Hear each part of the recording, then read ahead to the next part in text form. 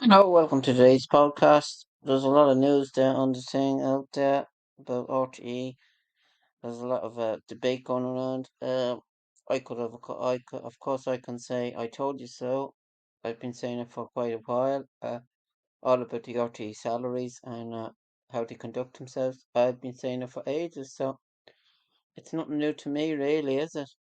I can say that, and people that said I was not right. They're they're having a cruel day today. That's all I can say on the matter. It's all on the news there today, and it was on the main news there. It was on the RTE news as well. David McCullough was interviewing a person that was something to do with RTE, the chair. It just says on the main news there on the journal, surprised Ryan Tubridy released statements after RTE admitted paying him an extra 345k, according to Evoke.ie, that this news. Ryan Tubridy has spoken out after Otti admitted to paying him over 300 more than previously declared.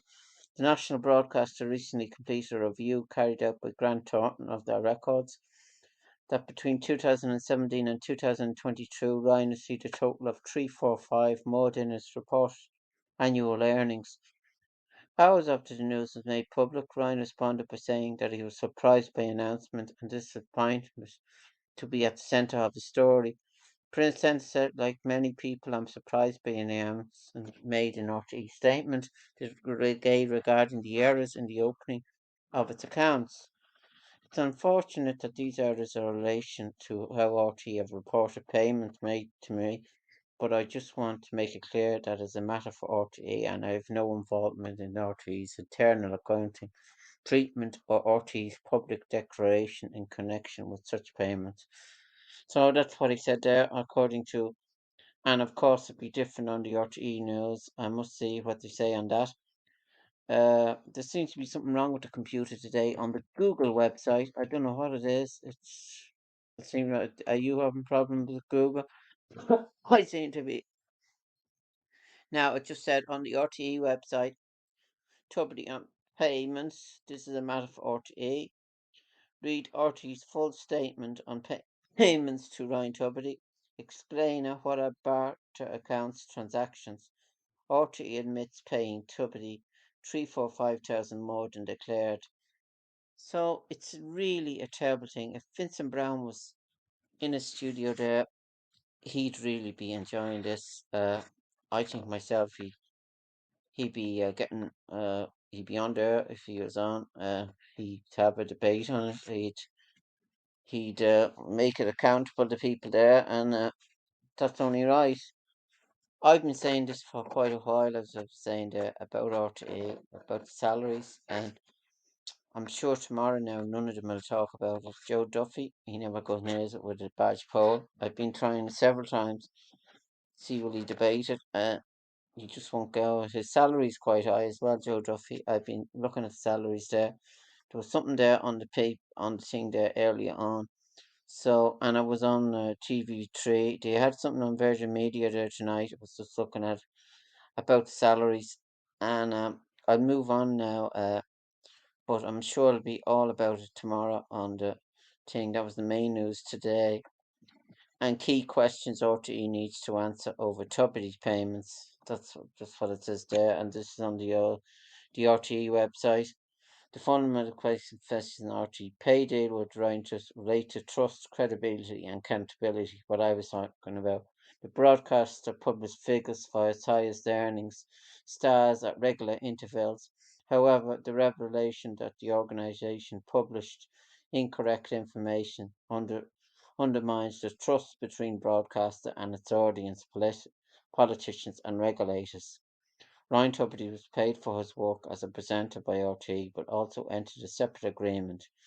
Under the agreement with the commercial partner, RT commented to pay the fees due to Mr. Tubridy under the agreement. Arguably, it should have been separate from Mr. Tubridy's broadcasting work for RTE because he was paid for a number of personal appearances. So this is an article that was wrote by David Murray, political coverage editor. He writes the article there today on the RTE website. That is. So I'm sure it's going to be on the thing there tomorrow, all about the the thing disaster in RTA. But of course, what I was saying, I've been saying it for quite a while, and I can say, I told you so. That's all. That's the way I end it now. There's a lot of people like me, everyone paying their license, and this is the shit that they have to put up with. It's going on for quite a while. Big payments. It's time it stopped. That's all I can say, and it's going on for a while. So I'll just go continue now, and uh, as I was saying there, the there's quite. I was just looking at Sky News, thing it says about 5 men abroad missing Titan sub dead after catastrophic implosion. Uh, it was on the news there earlier on when asked about the prospect for recovering those on board. Rear Admiral John Martin warned it's an incredibly unforgiving environment on the seafloor, but underwater robots will continue their search. The 5 men aboard the missing Titan sub died after the vessel suffered a catastrophic implosion. Rear Admiral John Moran, who led the search, confirmed that a remotely operated rig had discovered the nose cone of the lost submersion about 487 meters from the bow of the Titanic on the seafloor. Now, this is taken from the Sky News report here. And family of British billionaire Hamish Harding pay tribute following implosion of missing sub. Depressed consistently with catastrophic loss of pressure chamber as on board of board Titan lost Titanic sub latest. And what happened, just said explained there. As I was saying, no one knows exactly what happened, but it's explained on this if you read it further on the Sky News thing. True Explorers, British billionaires was among Titan's passengers here. Other stories, just gives you stories there about it was on the Sky News there early on, and then the entertainment news then on Sky. Tom Cruise says release of Mission Impossible 7, a beautiful moment after COVID restrictions, and Succession star to play 26 parts in West End show. That's a play there that's on. Sarah Snook will be known by translating her talents to the stage in an adaptation of Oscar Wilde's The Picture of Dorian Gray. Succession actress Sarah Snook is to star in a one-woman adaptation of Oscar Wilde's only novel, The Picture of Dorian Gray. So that's a bit of news there for me. Slap in the face, Marvel criticised for using AI to make new shows art, according to what they're saying there. So that's the main news there on that. Arrests as man uses Pierce Brosnan's outdoor shower after discontent in neighbour's garden. David Furnish condemns homophobic in Schofield coverage and hints at Elton John's last UK show. New search carried out by missing actors. That's the actor there that's gone missing for quite a while, Julian Sands, who's best known for his roles in 1995 film A Room with a View. Went missing in the San Gabriel Mountains in South California, and that was in January, and that's quite a long time ago. I'd say there's no word about it. And marine traffic shows all Titan search vessels now in place as submersion robots joins hunt. It's just latest there on that. Pill made from freeze-dried faces being trialled as possible liver disease treatment. It's the latest then on that. And the UK news, just more about the submarine. Economic going to be okay, Rishi Sunak promises, according to his manifesto there. Deep press consistency will cut. That's the same news then about that. So then business news. Uh, interest rate hits shock 5% after 0.5 percentage point increase, bringing more pain for mortgage holders. And Andrew Bailey on interest rates increased. I'm 100% on it. PM on rate hike. So that's then the latest then on the entertainment news, which I went over there. And then Michael Flatley joins the stars toasting King Charles' birthday at swanky embassy party. According to that, the usual big men there, Doreen Gottery and Louis Walsh, pictures at the event there. Then I was just going to go through now I think I went to the RTE website, but I was going to go through the sports on it. The sports on it now is Vera Proud prepares to make horrible final calls. Ireland won there tonight. There, I was looking at it there. The ladies won 3-1. It was 3-2. It was quite a good match. And Amber Barrett's back, second half comeback. She scored a great goal, and they're playing better. I'm saying the ladies team now are playing better than the men, so they're playing very good stuff, and it's very impressive. The ladies are playing super stuff, so I'd like to congratulate them on their win there tonight. And then that was the fixtures. Then I don't know what fixtures were on tonight. There's no electricity thing. But the European Championship matches now have finished there for the meantime. They'll be back in September. There'll be more matches on. Then the Premiership, it's all done and dusted. I was saying there, there's not much matches going on at the moment there. The business news then, more about Tubbity there, Mr. Tubbity. He won't be on tomorrow there. He won't be on the show there tomorrow. So it's all about that on the news, about the payments and computer software piracy, ChatGPT and ChatGPT. Irish students weigh in on the latest AI. So, what happened about one too many broadcasting channels, according to what it's saying there. And that's then the latest news. We're well into this podcast here today. So, and then the coming soon, I had that open there already. Coming soon website. There's a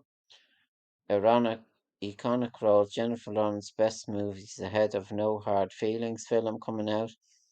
What about you need to know about John Cheadle's James Roney Rhodes for Secret Invasion? That's a new drama that he's in there. And Secret Invasion timeline. When does the show take place? That's the new MCU, the new comic film thing that's on. Taylor Sheridan and Kevin Costner's Yellowstone departure. It just says in recent interview, finally addressed Kevin Costner's exit. Sheridan admitted that he was definitely disappointed Costner's lead character, John Dutton, won't have a proper closure to a story. However, he doesn't blame the Oscar-winning actor for wanting to focus on his own project, a Western epic titled Horizon. That's what he's working on at the moment. He's working on another Western there. So should be interesting there.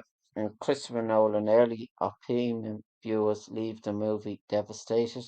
I don't know what that's about there, but Christopher Nolan's new film, which uh, it's Cillian Murphy is in it, so that should be a good film.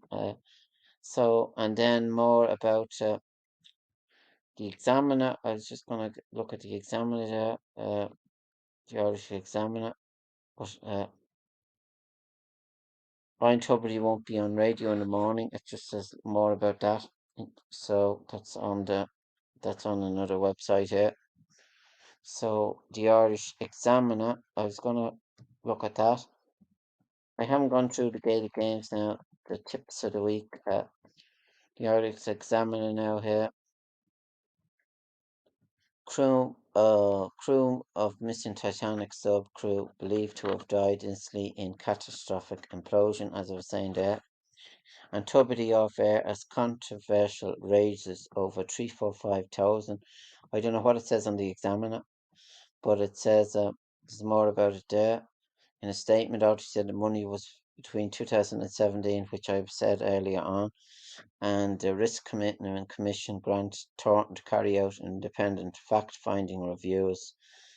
The findings of the review were given to RTE last Friday and brought before the RTE board on Monday. Grant Thornton will also review the understatement by RTE. I think to be made go before the Dáil as well about this. I may be wrong, but I think it was on the political show there today. RTE also provide. Hello, I was just listening to the show there today. I was listening to Liveline. It's pretty interesting stuff there. There was a few callers there for Mr. Tuberty. There was a few against him. As I was saying, I did put him in a message as well, but it wasn't read out. But that's the fact. There's a lot of negative feedback. There's a lot of positive. But as I was saying there, it is that that he took more money. That's the thing, the basic thing. There, some people are saying Ryan should hand back the money. I'd be on that. I'd be on that boat there as well. I think he should hand back the money. She was getting that. So that's my thing. I didn't say much about it there because I'm sick of talking. I've been talking about it for a long time. The RT salaries, and I was taping a program there yesterday for Friday there, and I have a bit of it here. It came out. Most of it came out, and I was just adding it to it there today. So there is an article there. There is another article here about it. I was just reading it there. It's in the main thing, the breaking news. It just says default suspended, so I didn't get that on it there. As Ryan Tuberty payment scandal continues, it just says there more about it. It just says more about the fat salaries and the fat cats there. Ryan, who will not present his radio show, he didn't present it today. Response to the news. After Ryan, the highest earner at RT at Joe Duffy, Claiborne, as I was saying, they are still taking well over 200,000 each. Liveline host 392 and 2000 dropped to 351. And Miss Bourne, who became the permanent host of the mid-morning show, saw her compensation package paid to Durham Media rise from 250,000 to 289 in 2000 and 350,000 in 221, lifted her to third place currently. That's Claiborne. So there's more about then on Joe Duffy there, who he was on there earlier on.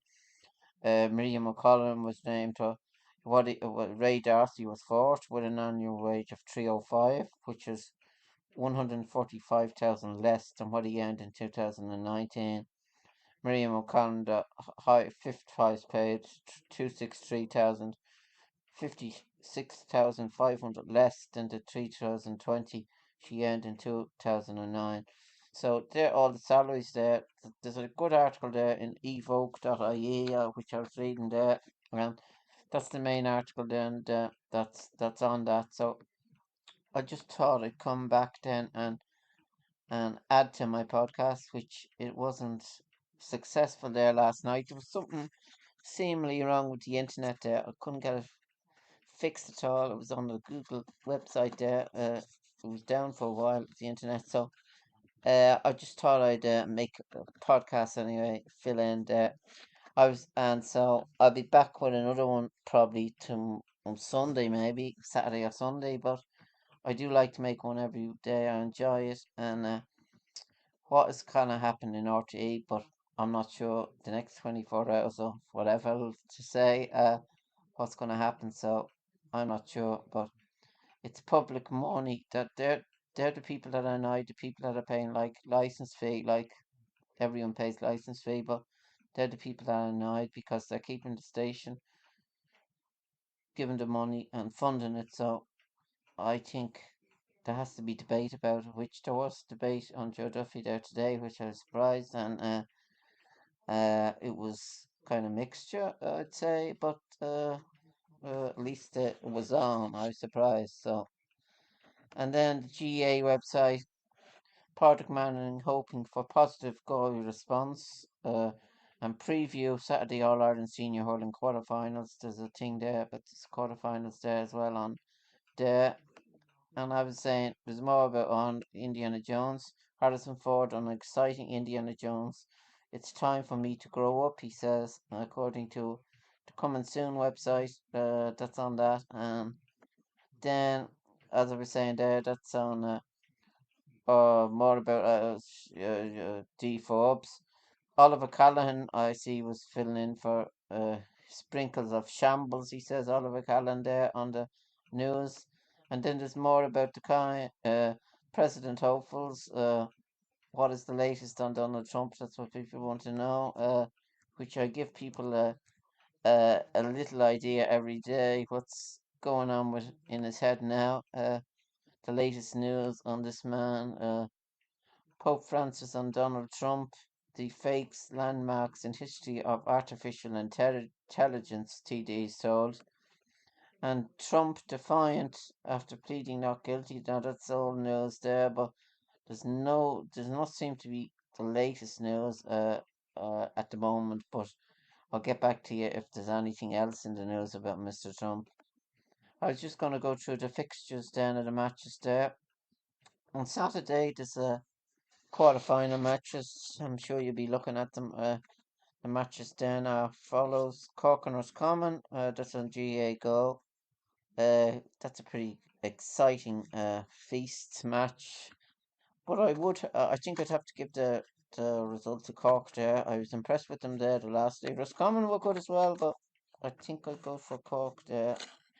And then Kildare and Monaghan. Kildare went bad as well, but if I was a betting man, I think I'd give it to Kildare, maybe. I'll give it to Kildare, yeah. And then Donegal and Tyrone. I don't know who to give that to now because I think I'd go for just barely Tyrone. I'd go for Tyrone in that match. And then the senior, or that's on as well on Saturday, the senior hurling quarter-final match. There's one of them on 4 o'clock. Clare and Dublin. That's on Gaelic grounds. Clare and Dublin. I'd have to give that to Clare, I think. And then Galway and Tipperary. That's going to be a close one. That's on Gaelic grounds as well at 6:15. But if I was what I saw the last two matches, I'd say it was be nearly a draw or a Galway point, 2 point win for Galway. So it's going to be a close match, I think, that match. So, and then the minor football semi final, Kerry Monaghan. I'd have to give that to Kerry. That's on 2:30 as well on Saturday. And then the Sunday's matches. There's a feast of Sunday matches there. Galway Mayo, that's on RT1 and it's on in Pierce Stadium at 3 o'clock. RTE Sport, that's on. So I'd have to give that to Galway. I'd give it to Galway, I think, by 2 points, 2 or 3 points. And then Dublin and Derry in the minor match semi final. I'd have to give that to Dublin, I think. Because and then the last matches that are on then, the Tailteann Cup semi-finals, Meath and Antrim, that's on in Park, that's in Croke Park and it's on RT Sport as well. I'd have to give that to Meath, I think. Meath by 5 or 6.